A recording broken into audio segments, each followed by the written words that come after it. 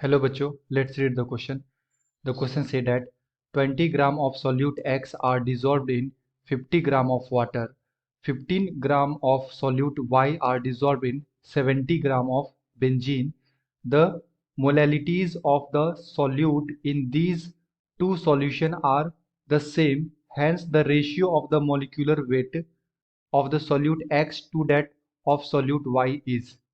And हमारे पास option है. Option A में दे रखा है 7:5, बी में दे रखा है 4:3, सी में दे रखा है 15:28 एंड डी में दे रखा है बच्चों 28:15. ओके, सो आइए चेक करते हैं कि कौन सा करेक्ट आंसर होगा. एंड फर्स्ट ऑफ ऑल बात करते हैं यहाँ पे की concept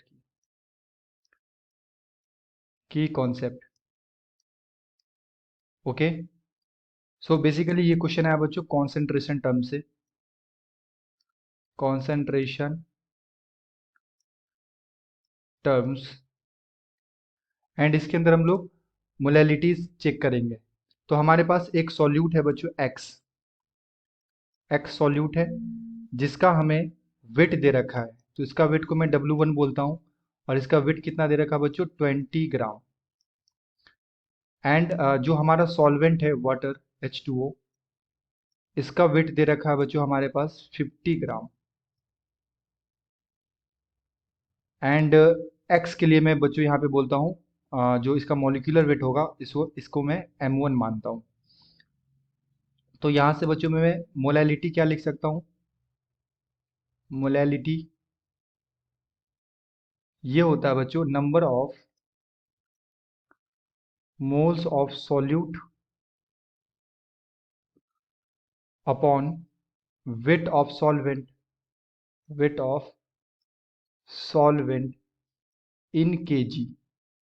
okay, and number of moles क्या होते हैं given weight by molecular weight divided by weight of solvent. तो यहाँ पे वेट कितना है बच्चों 50. तो ये 50 और ये ग्राम में है तो इसे मैं केजी में चेंज कर दूंगा 1000 से डिवाइड देके. सो मोलैलिटी इसके लिए मैं बच्चों है ना एक्स कंपाउंड के लिए मैं मोलैलिटी M1 बोलता हूँ. तो यहाँ से M1 का वैल्यू क्या आ जाएगा मोल्स. गिवन वेट हमारे पास है बच्चों यहाँ पे 20 एंड मोलिकुलर वेट हम लोगों ने माना M1 डिवाइडेड बाई 50 एंड ये 1000 ऊपर चला जाएगा. सो M1 will be 20 upon M1 into 1000 and divided by 50. तो ये कैंसिल हो जाएगा एंड यहाँ से 20 यहाँ से 4 से कैंसिल हो जाएगा. सो M1 का जो वैल्यू आएगा बच्चों ये कितना आएगा 400 डिवाइडेड बाई M1. ये मेरे पास फर्स्ट इक्वेशन है और ये फर्स्ट सॉल्यूशन के लिए हमारे पास मोलैलिटी आ गया. सिमिलरली मैं यहाँ पे सेकंड सॉल्यूशन के लिए निकाल लूंगा बच्चों. सेकंड सॉल्यूशन हमारे पास यहाँ पे क्या है Y सॉल्यूट है एंड इसका जो वेट दे रखा है बच्चों W2 में मानता हूँ ये हमें कितना दे रखा है 15 ग्राम. एंड ये बेंजीन के अंदर डिजोल्व है C6H6 एंड इसका वेट कितना दे रखा है सॉल्वेंट का 70 ग्राम. एंड इसके लिए मैं बच्चों मॉलिक्यूलर वेट मानता हूँ M2. So again molality M2 equal to क्या होगा number of moles of solute divided by weight of solvent in KG. So M2 का जो वैल्यू आएगा बच्चों ये कितना जाएगा मोल्स. तो again given weight by molecular weight 15 divided by M2 and weight of solution कितना हमारे पास 70 ग्राम अगेन. तो इसे क्या करना पड़ेगा केजी में चेंज कर देना पड़ेगा. ठीक है, तो यहाँ पे मैंने 1000 से मल्टीप्लाई कर दिया. सो M2 का जो वैल्यू आएगा बच्चों ये कितना आएगा 15 by M2 into 1000 by 70. Okay, and ये आ जाएगा बच्चों मोल पर केजी. इसके लिए भी मैं लिख लेता हूँ यहाँ पे यूनिट मोल पर केजी. ओके, सो अब क्वेश्चन में बच्चों दे रखा है कि दोनों का मोलैलिटीज इक्वल है. तो अगर मोलैलिटी इक्वल है तो मैं यहाँ से बोल सकता हूँ M1 is equal to M2.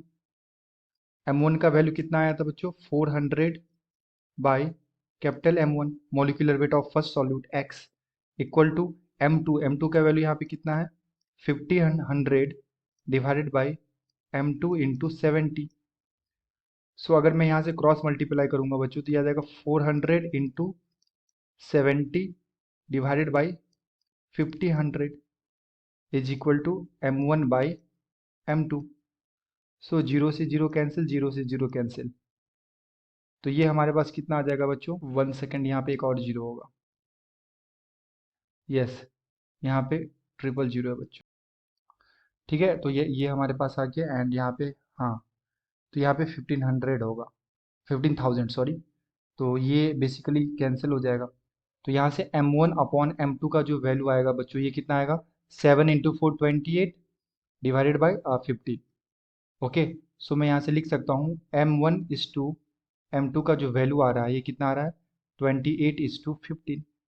So the correct answer is 28 is to 15, है ना। दो जो मोलिकुलर वेट का हमसे यहाँ पे रेशियो पूछा गया था बच्चों, ये कितना आ गया, 28 इज टू 15। अब ऑप्शंस को चेक कर लेते हैं।